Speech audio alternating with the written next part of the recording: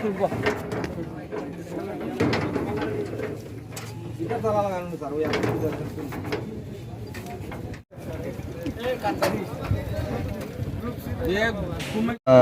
আজকে তো জেআরবিটির গ্রুপ ডির মাল্টিটাস্কিং স্টাফের পরীক্ষা হয়েছে।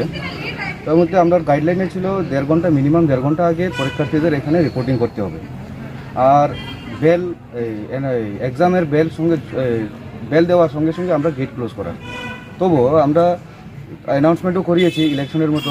আমাদের সেন্টার সুপারভাইজার সাহেব বললেন যে উনি অ্যানাউন্সমেন্ট করেছেন, আর গেট বন্ধ করার আগে উনি বারবার গেটে দাঁড়িয়ে জিজ্ঞাসা করেছেন যে কে আছে, যদি আসে তাহলে ভেতরে ঢুকছে। আর যারা আজকে আমরা উল্টা তালা লাগানো হয়েছে, আমাদেরকে লকডাউন করা হয়েছে স্কুলের ভেতরে, কারণ ওনাদের প্রশ্ন হলো আমরা ওনাদের লাইফ নিয়ে খেলছি, কিন্তু আমরা তো গাইডলাইনের বাইরে যেতে পারবো না। ওটাই আর কি, মানে ওনারা নির্দিষ্ট সময়ে আসতে পারেন, নির্দিষ্ট সময়ে ওনারা আসতেই পারেনি। ওনারা যে আমরা ক্রাউড এখানে দেখেছিল, ক্রাউড দেখলাম মিনিমাম 10টা 20, 10টা 10:30টার মধ্যে। তাহলে এটাই বোঝা যায় যে ওনারা নির্দিষ্ট সময়ে আসতে পারেনি। তারা কি স্কুলের 2টি প্রবেশ পথই বন্ধ করেছিল? তারা 2টি স্কুলের পেছনে আর সামনে দুটোই বন্ধ করেছিলেন ওনারা। পরীক্ষার্থীদের বক্তব্য যে 20 মিনিট পর্যন্ত সময় দেওয়া যায়, এটা কি গাইডলাইনে ছিল? যে এটা আমরা গাইডলাইনে কোনোটাই ছিল না। আমরা গাইডলাইন বারবার ওনারা যখন বলেছিলেন ওইটা ডাউট এসে আমরা গাইডলাইন বারবার করেছি, গাইডলাইনে কোনোটাই এটা আমরা খালি 1.5 ঘন্টা আগে রিপোর্টিং করতে হবে, এটা ছিল গাইডলাইন। বর্তমানে কি পরিস্থিতি রয়েছে?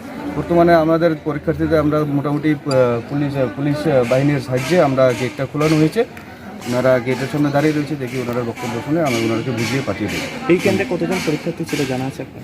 এখানে 208 জন পরীক্ষার্থী ছিলেন, এদের মধ্যে 138 জন প্রেজেন্ট ছিলেন, এরপরে 65 জন অ্যাবসেন্ট। ধন্যবাদ।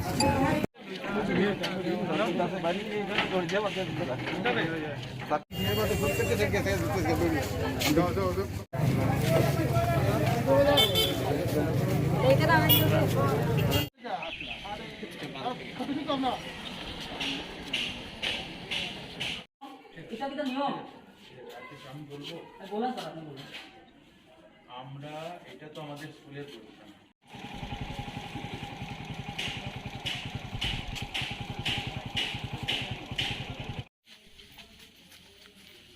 ওই রেখে দিয়ে যা পাঙ্গি লোক না কোন কিটা বয়া